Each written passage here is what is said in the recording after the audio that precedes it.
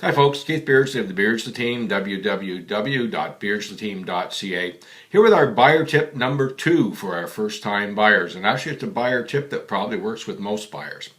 Now that you've driven your neighborhood, you found a spot that you like or a couple of communities that you like the housing, you've checked the commute time, all those different factors, and you've decided it's time to take that next step to actually go look for a home.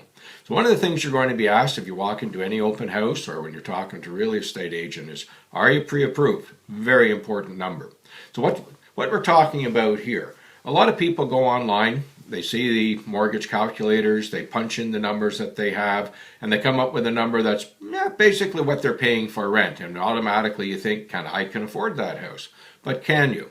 The first step is to go and get yourself pre-qualified. So this is informal. There's no credit check. There's no detailed background checks, anything like that the lender's going to do.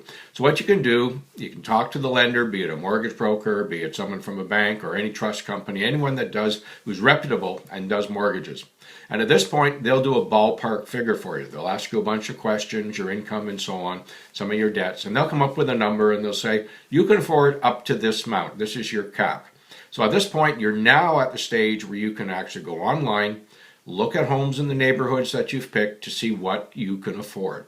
If at this stage of the game you say, yeah, I can afford the houses in my preferred area, I can go to the next step. And the next step is the formal pre-approval.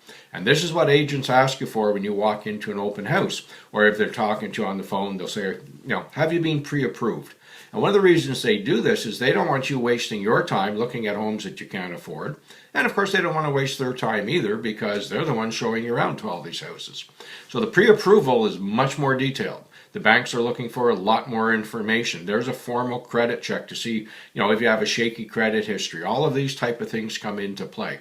And if they approve you, you're going to get a letter from them saying you're approved for whatever the credit amount might be, up to such and such a dollar value, and the interest rate will be at such a percentage. And it's usually for 90 to 120 days, somewhere in there. So at this point, now you can really get serious because you know exactly what you're going to be charged on a mortgage.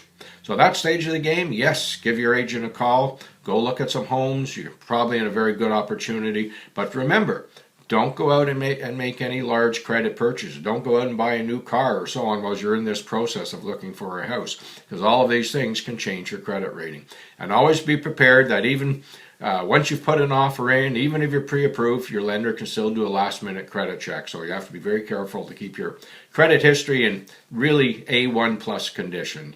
And if you do have problems, and some people do, or if you're commission sales, or if you work part-time at several different jobs, you can still get a mortgage. You just have to talk to the appropriate lender and have them explain the process to you, what they need, and what they're looking for. So it's always possible. So there you go, folks. It's Keith Beardsley of the Beardsley team wishing you all a great day. Get yourself pre-qualified or pre-approved, and you know how to reach us. We'd love to talk real estate with you. Have a great day.